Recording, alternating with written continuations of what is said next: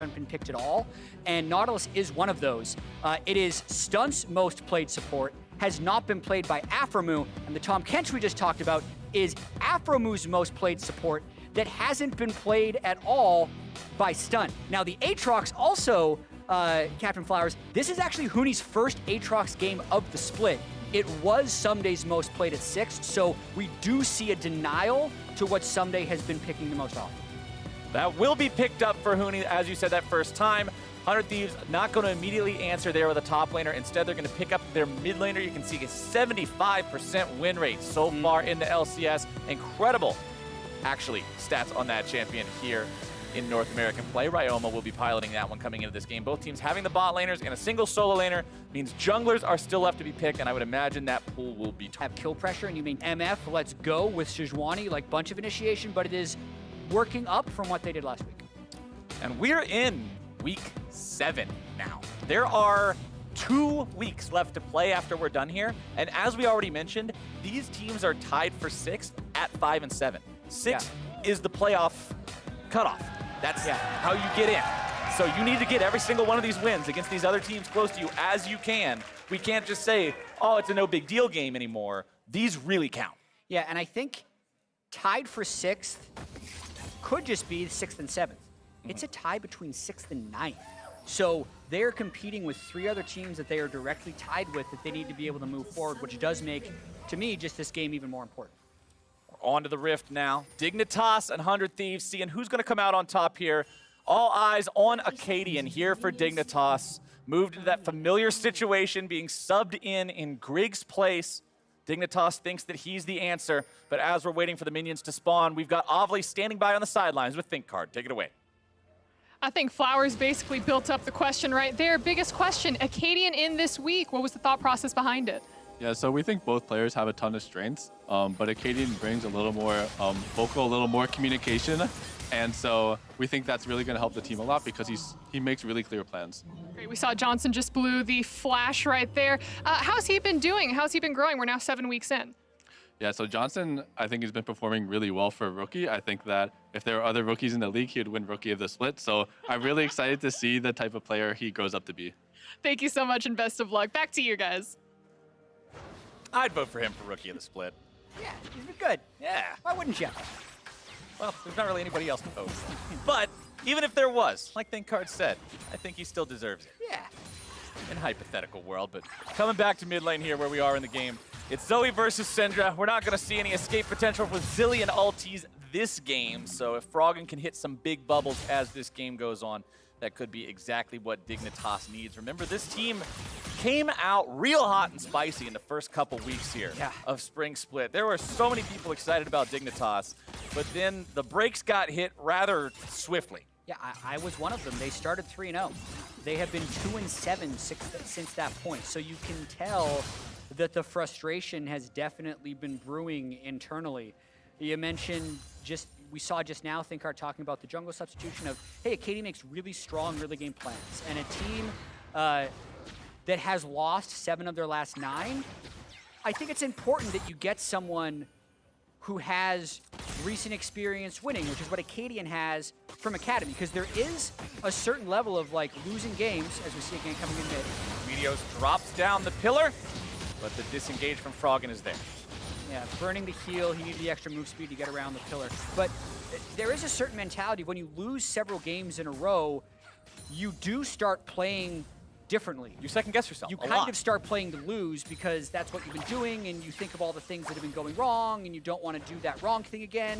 Whereas someone who's been winning a lot is far more likely to take risks, and they have all these memories in the back of their head of things that have been going well, and they're more likely to do them again. So I can really understand the substitution along those lines, as well as Acadian also just being a good player. It's Chad plays versus bad plays. You make a lot of bad plays if you're on a losing streak. You make a lot of Chad plays if you're on a winning streak. And they want Acadian to come in here and chat it up here for Dignitas in the jungle. As now both junglers have made their way here into the top side. Initiation goes to 100 Thieves. They're first into the battle now. Somebody's going to be taken very low along with Huni. It's a 1-for-1 so far, and the first blood goes over to Acadian. This is exactly what we're talking about. This is what they need him for. Sonic Wave could do it. Froggen makes his way into the top side. The Paddle Star just barely whips. Those would have been some juicy double buffs for Froggen if he could have landed that. But that fight right there is actually a little bit of an example of why you don't often see Trundle paired with Renekton, because that was the Trundle flash stun into what follow. Like, you walk up and chomp him. Yeah. Imagine an Elise that CC chains and one-shots that. It's never a trade kill back. But because the damage doesn't come out so quickly, it does buy time for Acadian to close the distance. He gets his safeguard shield. Huni gets a few more auto attacks off. And actually, it is Dignitas who get first blood. So, do like that Meteos is playing around his strong solo lanes, but you can see where the Lee Sin is stronger right now. And that paddle star was so close. The trouble bubble, not so much. It kind of just went poop. But Yeah, I think that's a... Meteos did have flash, so it was flashable. Very close call there by Meteos. Froggen getting a good paddle star there onto Ryoma as they both come back here into the mid lane. No teleport on either mid laner this game, worth pointing out. Neither AD carry. So that means only one teleport for each team. It is going to be those top laners. There are no summoner spell books to be pointed out either, so that means no sort of shenanigans later on in the game. No double smites we have to watch out Yup, for. we've got no smites, no extra TPs. It's just going to be Someday and Huni. So that means, to me, this top lane matchup is even more volatile than it already is because it's that much more dangerous. You can't just say, oh, well, okay, one of our guys got slammed. We'll have somebody else be the split pusher to deal with him in the side lane because he has TP too. These are the only guys with TP once late game rolls around, and they have to be able to stand their ground. I think that's fair. I think I'm looking forward to seeing how Huni can try and pull ahead of the Renekton. It's obviously the far more popular pick for most people, and that's why you ended up seeing both junglers pathing towards that top side, because they know how high the volatility will be. Executioner's Calling, the rush item from Someday, wants to stop the healing from Huni's Aatrox. There's not a lot of other healing on the side of Dignitas, so it's really just strictly for this Aatrox matchup. But shutting down that Grievous Wounds will help to prevent some of that. Okay. As Cody Sun pops the heal, and Acadian won't find the Sonic Wave. That means 100 Thieves get their 80 carry out. Drake is also the play here from the Thieves. Acadian is not nearby to attempt any kind of a steal, and that is Drake secured by Meteos. I don't think will take that trade. 80 carry heal for first Drake of the game in 6 minutes. No reason not to. Yeah, they had some good pressure from the bottom lane pushed up that allowed Stunt to roam towards the Drake pit, and that is kind of what you do on Trundle. You hit the single target camps early on in the game because he actually has very high single target DPS, so Gromp should be down on respawn, and Dragon and Rift Herald are great objectives for the Trundle to go for. So Meteos tried to make his impact felt early, knowing where he's going to be weak anyway, so his lanes aren't completely losing out on some of their power, and he's still able to secure the first Drake of the game. Gold still very close between the two teams here. A couple hundred advantage for the side of Dignitas. Remember, they did get a slight edge in that top lane battle because they got the first blood by a single auto attack. So, but when that's pretty much the only advantage your team has, there's not too many things you have to complain about. Could have easily gone either way in that top lane fight. Let's see here how things are playing out with level progression. You can see level 6 acquired for all solo laners and junglers. Bottom laners starting to approach it. Stunt still only level 4 here. And actually, the bottom lane for 100 Thieves pretty significantly behind in experience as they're catching the wave at their turret. Johnson almost level 6 now as Stunt just now grabs that level 5 on the Nautilus. Meteos coming top here, looking to make a dive potentially happen. But when Someday takes the turret aggro too early, that's 2 turret shots now. Yeah, But Huni's got to get away with the World Ender. He's found himself caught out in a spot between the 2 turrets, but he manages to get away. Now Acadian has showed up to the fight. Meteos no ulti. Someday still has his. Huni jumps forward, looking to make this fight go all the way. There comes Acadian, but Someday has turned on the ulti, kicked backwards. The damage goes through. They've got enough CC to keep it in place. Someday is almost able to make that outplay. That was, ooh, there was almost some question mark pings there, my friend. That was very close. Oh my goodness. As this is all happening, the rest of 100 Thieves is trying to push bottom lane as Dig have moved up for this Rift Herald. So it's already 2 plates for 100 Thieves. You're going to need to get a lot more out of this Rift Herald to make that swap worth it, but when we get to that replay, I think that was very close to being the other way. It was way too close. Yeah, well, in a couple of different ways, too. But it looks like watching this one more time, okay, we're only going to see the return kill. To me, I was going to say Someday didn't get his slice and dice off. He only got one dash and could never make it in stun range. So once the cavalry arrived for Dignitas, it was pretty free. And now they're summoning up this Rift Herald. Looks like they're going to get that whole first turret. Shelly summoned, turret down. Dignitas up to a 1,500 gold lead with their bottom lane switched up there to the top side. Cody, Sun, and Stunt will be doing everything they can to take down this bottom lane turret of their opponents. As Shelly gets off a second charge here in top side, the Demolish proc going off pretty much guarantees this second turret for Dignitas as well. Shelly has 29 HP. If they protect her from this wave, she might get the third charge off onto that inhibitor turret.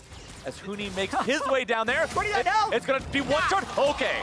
Okay, I was going to say 29 HP. Ha! He stopped it. Okay. Yeah. Someday prevented that tragedy at least. But the tragedy that does happen for 100 Thieves, they don't get that bottom lane turret. It's left alive with half a plate's worth of HP. Yeah, I mean, the Bulwark passives on those turrets, their armor and MR gets so ridiculously high when you try and take them all in one go, so no one's really able to do it justice. And yeah, it's a huge injection of gold for Dig right now. The interesting thing will be, where does Huni and Johnson get their gold now, and how do they extend this lead? Because often, sometimes you'll say, like, you break this turret so early, you still need to maintain this snowball. So let's just watch where Huni goes from here and where Someday goes. Meteos hanging around the mid lane, just walking through the back side as Ryoma pushes up. If Dignitas would have made any sort of a collapse, Meteos would be there for the disengage. Waits on Ryoma in the side brush as well, just to guarantee the safety of his mid laner. Stunt is also in the enemy jungle, sitting on a control ward. Pops the sweep or two to clear out some of this vision. The wave will continue to be pushed up here by the side of 100 Thieves. As Acadian clears out his Raptor camp, places a control ward down in his brush. They know that 100 Thieves is in this area, so you can see Acadian placing that control ward down in the very close brush right next to the Raptor pit. That's kind of what you got to do when your entire half of the map is under pressure. Yeah. You got to just eke your way forward, put down vision, and make sure you're not walking into a trap. Yeah, and 100 Thieves taking full control of that bot side while Someday has been pushing up. Notice how while all this is happening, like, Huni has just kind of been chilling in the jungle. So he hasn't gotten any farm while all of this has happened, and if 100 Thieves can win a fight, take the turret, and take the Drake, they can actually make their way back in this game fairly quickly. 3 men bottom for each team. Junglers have made their way down towards the pit, and Ryoma's here too. Puts them in a man advantage for now. 4-3. Froggen making his way down. Meteos has the Drake to about 1,500 HP. Paddlestar comes in. Meteos going to be taken very low here, and it is stolen away by Acadian. Very nicely done by Dignitas. And now the fight's going to continue to break out. Stunt's taken very low. Acadian with a flash out, making it away from the bullet time. Ryoma now close to dead. He keeps himself alive ever so barely, but Froggen is still looking for more. Someday has the Dominus raging, but he's not finding an opportunity to jump in there onto anyone. Speaking of opportunities, Froggen seizes one and gets 3/4 of Cody Sun's health. Cody thinks about backing up there, but seeing Froggen fire a Paddlestar into a nearby bush makes him think twice. And because they won that fight and they got that Drake, Dignitas has control over this bottom part of the map here. Cody still just can't have an opportunity to go home, man. All he wants to do is go home. Yeah, walk back farther and then start your recall. Cody's son gets an interruption for about 20 seconds. And Captain Flowers, that was such a crucial smite steal by Acadian. It really was an opportunity for 100 Thieves to make it back into the game. Someday had a level advantage up top when the TPs hit. They thought maybe they'd be able to get that Drake and go back in, and got no cleanse. It's nap time. Ryoma takes some CC. Just fight. Damage coming through. How many licks to the center of our Ryoma pop? It's not even 3, my friend. It is that much faster than a children's TV commercial. Turret not taken down just yet. 100 Thieves coming in for the counterattack. Protect Froggen Froggen. has 100 HP. Afromu trying to buy the time for his mid laner, more so for his AD carry, because that mid laner is dead to rice. Acadian's made his way down here now just to prevent any sort of a follow-up dive coming through from 100 Thieves. And that's a nice pickup there for the Thieves, but it does mean Dignitas has the chance to do what they want in other areas of the map. Huni will push up into mid lane. Bottom lane, that turret will finally fall. Honestly, with all the turrets that have been taken so far, it might be surprising to find out it's only 13.5 minutes into the game. The outer turrets still have all the plates attached to them. Yeah, turret plating not being down, you do a double take. You say, wait a minute, it feels like this game's been broken open for the last 4 minutes. Ryoma, his team is able to punish the collapse down bottom lane a little bit and keep this gold kind of frozen at about 2,000. This is an improvement for Dig over what we saw last week. I'll say that, but it's still winnable by both teams. Like, something about having the Trundle, like especially once Aphromoo completes Gargoyle Stoneplate, Meteos is going to be such a monster in these team fights after he ults the resistance stacking Tom Kench that I do think 100 Thieves is still in this. Yeah, the meatballs for both teams are the supports. There's only one big target that'll have all those resistances to sap. As you mentioned, it's Aphromoo Tom Kench, and it's when the Gargoyle Stoneplate is active. Yeah. And similar to Sejuani, once the thing then becomes unactive, you're all of a sudden losing stats and health drain that is not proportional to how strong you currently are. It's way stronger than what it was. Yeah, and some big poke coming in from Frog and Zoe in mid lane as well. Oh, and he lands that one too, right on the butt. He's got the Luden's power spike on Ryoma right now, so a big mid lane difference at the moment. 9 turret plates to 8. Both teams getting so much value out of these early game plates. Shelly is up here for the second time. Dignitas has Johnson helping Acadian out to take that one down. Considering he's got all those chakrams stacking with Crescendum, it makes it pretty easy to put out a ton of DPS. Yeah, that's the best objective combo, in my opinion, because you can stack up your chakrams so quickly by using the red gun ability. The red gun ability. Yeah, I call it either Healy gun or red gun. Hey, but the important part is I always know exactly what you mean. Exactly. It's about clarity. Yeah, the clarity. Your mind's eye can visualize exactly which gun you're Flamethrower. Obviously, it's the blue gun. Yep, sniper rifle Sniper's is the green one. Sure, but it's the only green one, so it's the sniper rifle. Did I get them all? Gravitum? Gravitum is just self-explanatory. Yeah. The CC gun. Yeah, the CC gun. There you go. See, they all have their own phrase. Next Drake coming up in 50 seconds, and it is 100 Thieves who has a little bit better setup. Notice how Someday has gotten so much more CS than Huni, in part because Someday's the one with the dead turrets. So yes, it's good to have that early injection in gold, but there's also two sides to that coin, as it's going to be a level 11 ulted Renekton able to participate in this next fight if he walks down. Sleep onto Meteos, half his health. Nice damage as Acadian jumps over the wall to escape the engage from Stunt, and Stunt now finds himself far too far forward. Stasis will buy him a couple of moments here, but the damage continues to go out. There comes your long-range auto attack from Johnson, followed up by the damage from Froggen to take him down. 5v4 on the map here for Dignitas. Drake spawning in 5 seconds. Stunt not alive for another 10. Mid lane turret is the target. Shelly is summoned up. One headbutt from her should be enough to take this one down. There she goes. There it goes. Turret destroyed. Johnson getting the kill credit. Dignitas want to push Shelly up here into tier 2, get off a second charge before they make their way over to the Drake.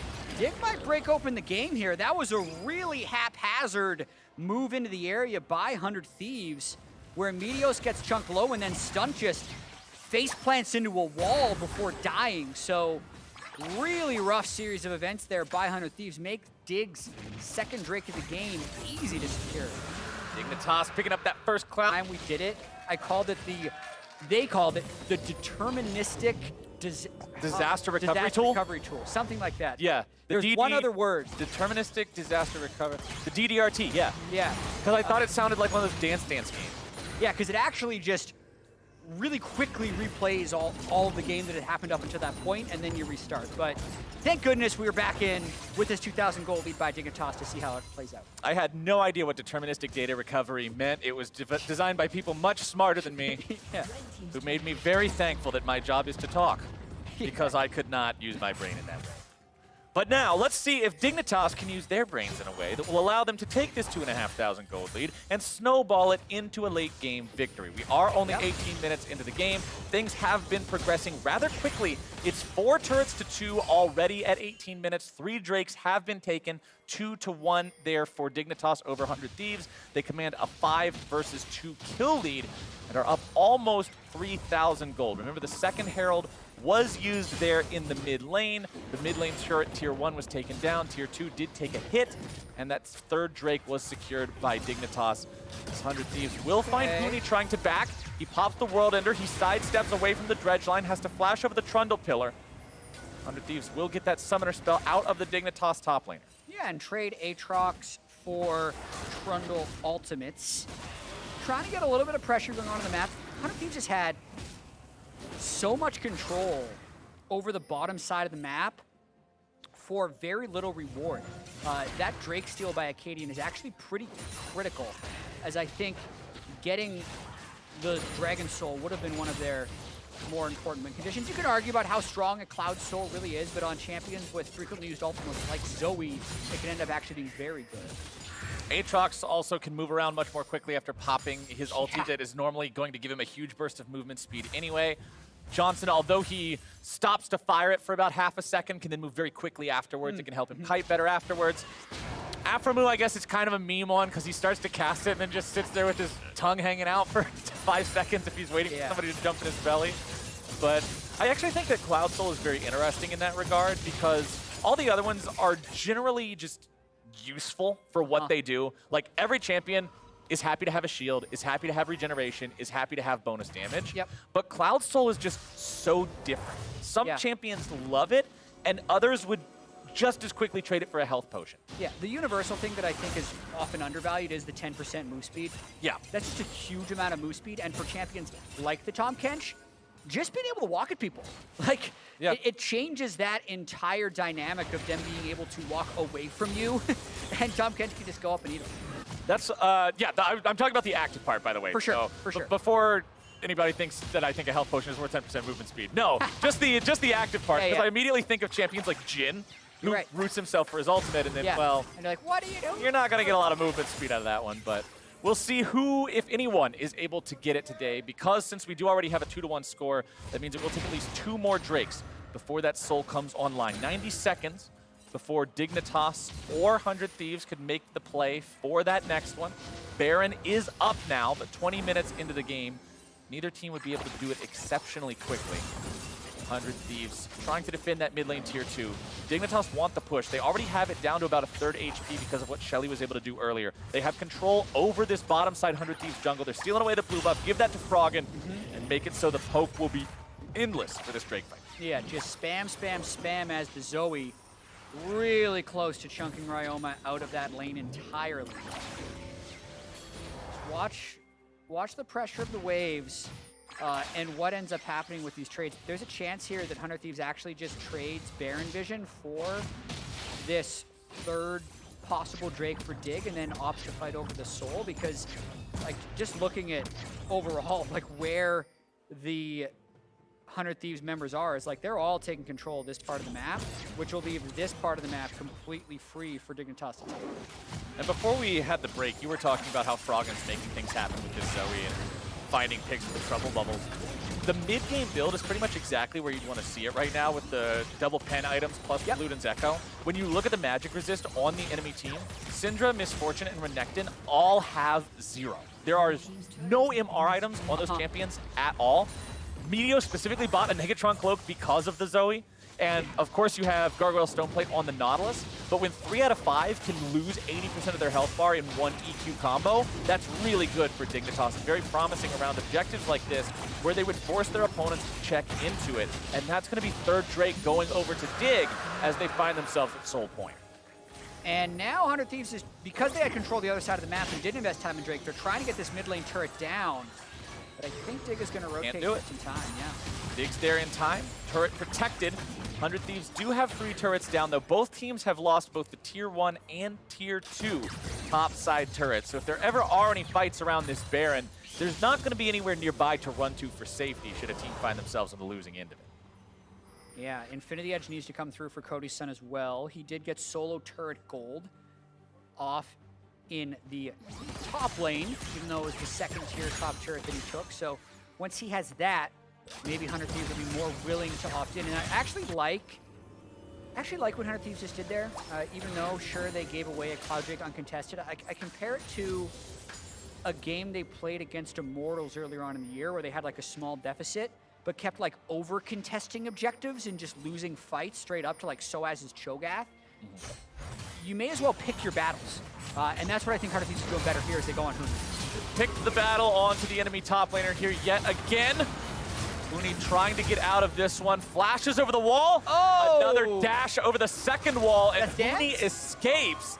the Death's Dance bleed will not be enough to bring him down. And because he can avoid that attention from 100 Thieves, avoid giving away that kill, this is a chance for Dig to do something elsewhere. Yeah, that's a bit of a heartbreaker for 100 Thieves, investing that much to not even kill Huni's Aatrox. Luckily for them, like, Dignitas doesn't have that much confidence attempting a 24-minute Baron, although I think it would have been possible to do that since the only defenders were Syndra, Misfortune. Either way, they should get a lot of vision. They don't have it, though. They need to get more control wards, I think. They want to get the correct setup there. Huni's right back to farming in the bottom lane, making sure he holds that one solid. Remember what we discussed earlier. It's only the top laners who have teleports this game. Those are going to be the two that you see eternally on the opposite side of the map as the objective, ready to push that side lane out, maintain control before they TP into the fight. Both of those teleports currently available for use.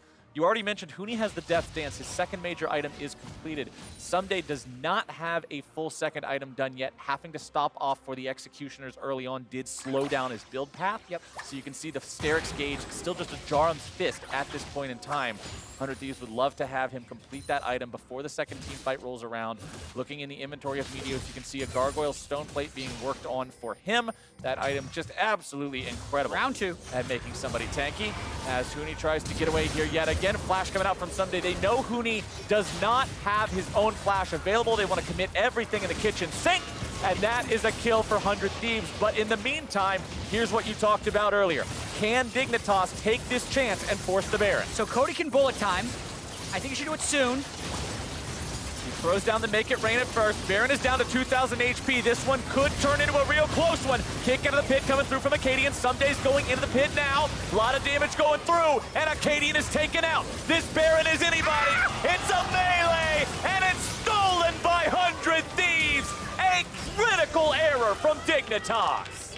You take the fights where you can get them, Captain Flowers, and that fight fell right into 100 Thieves' laps. They send 2 to Huni, not 3, and then they try and hard force the Baron anyway. But they... Dig Baron, damn it. I wasn't going to say it. I'm going to because have year after year, not to say it this time, Captain Flowers. Made me.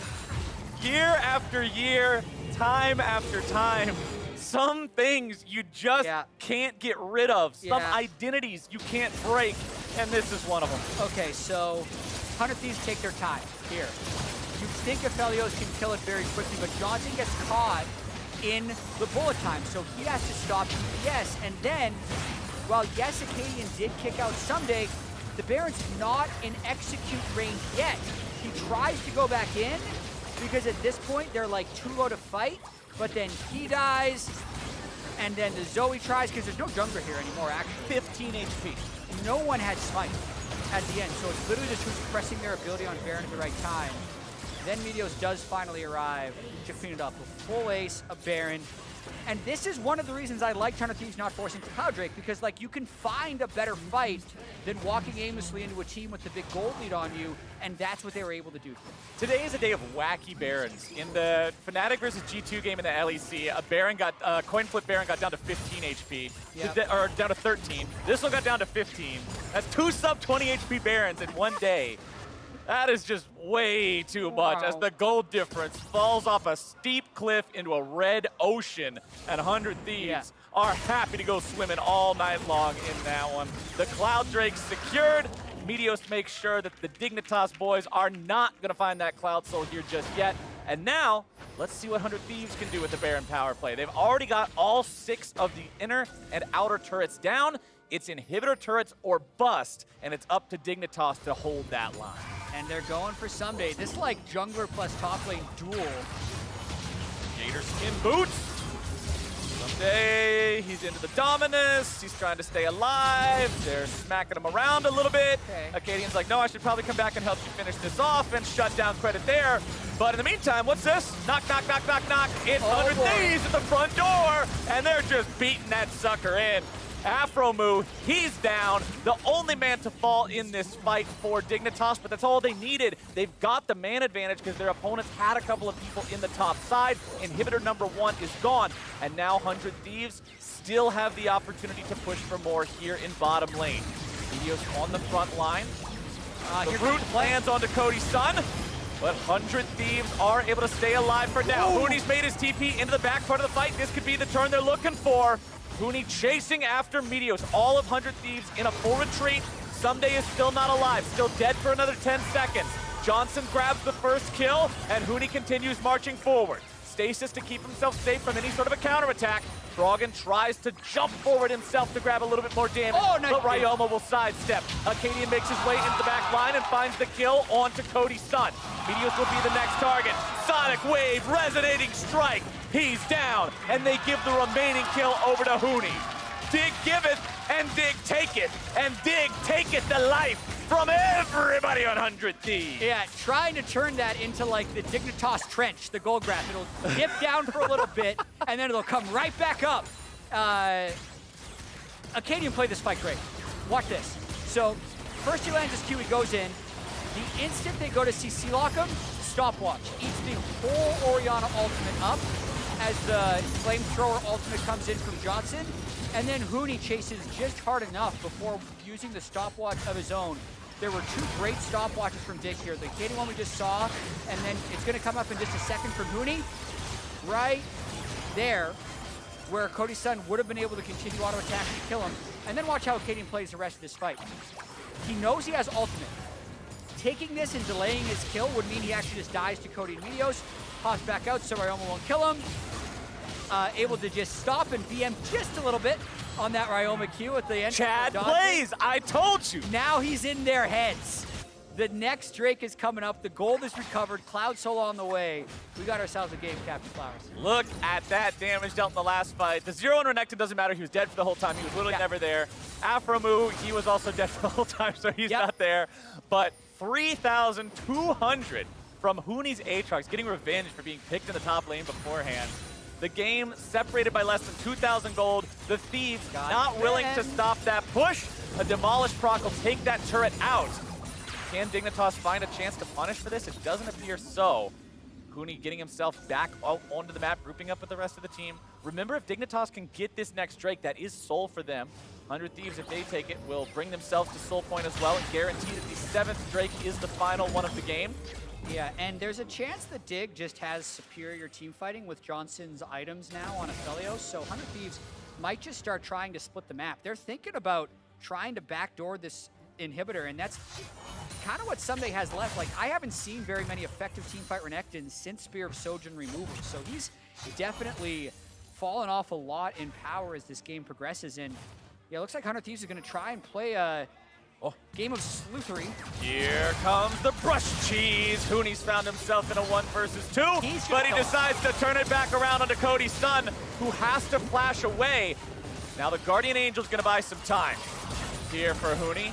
He comes back alive, and Someday is now trying to work together with Stunt in a 2v2 against 2 members of Dignitas. Froggen down to half HP. Cody Stun's going on the toward to base through the enemy lines. Hooney still chasing after him. Cody has no flash. Remember, he's already used it before. Bullet time, point blank range. Don't bring a gun to it. We like that. As the bubble finds its way down onto Someday. 100 Thieves now continuing to try to disengage. It's a 1 for 0 so far, despite the fact that this has had some absolute just Benny Hill music for the last 45 seconds. All right. 100 Thieves disengage, and control over the middle part of the map belongs to Dignitas, the Drake spawning in 5 seconds. Let's take stock. You can try this Baron.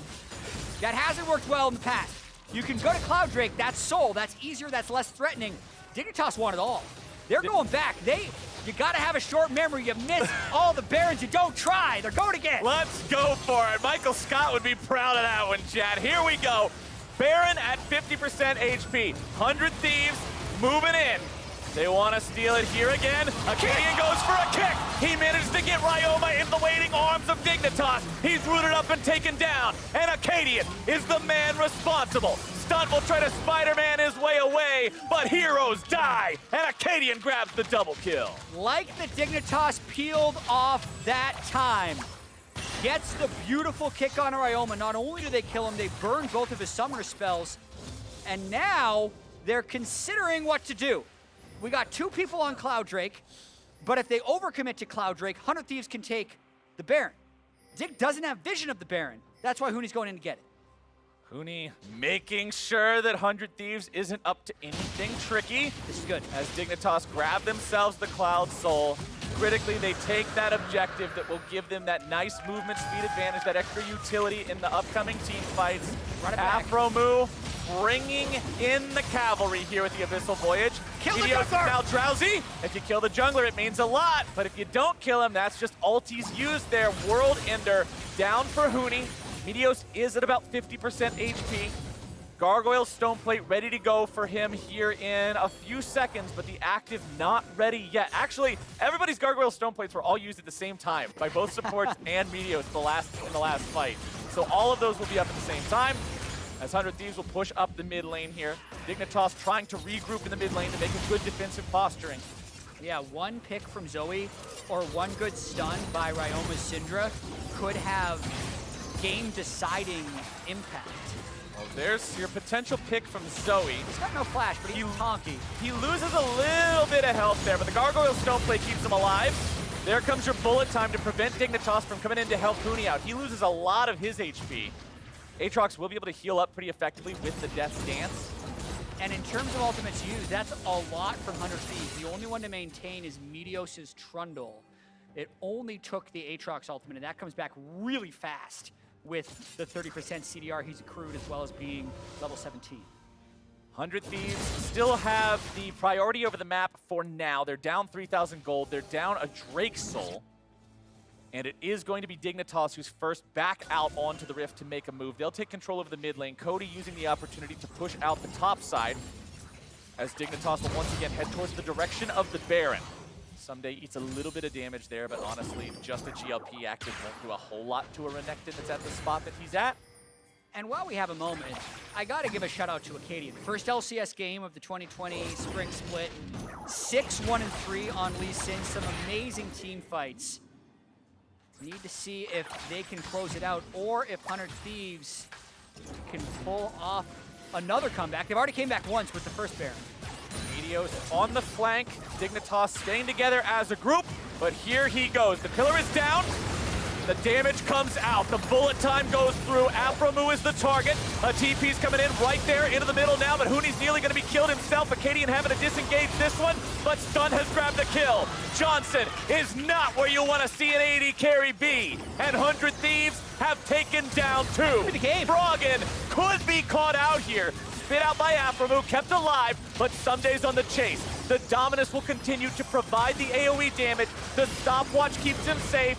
Froggen's buying a little bit of time with a stasis of his own, but Someday grabs the kill. 100 Thieves are here in the mid lane, 5 versus 2. It's Acadian and Afromu versus the world. Acadian will grab the kill onto the enemy mid laner. They want to try to break this wave if they can, but all the Thieves have to do is protect the minions. They're on to the Nexus. It's only Afromu. A Tom Kench won't do it, and 100 Thieves will take the win. Well,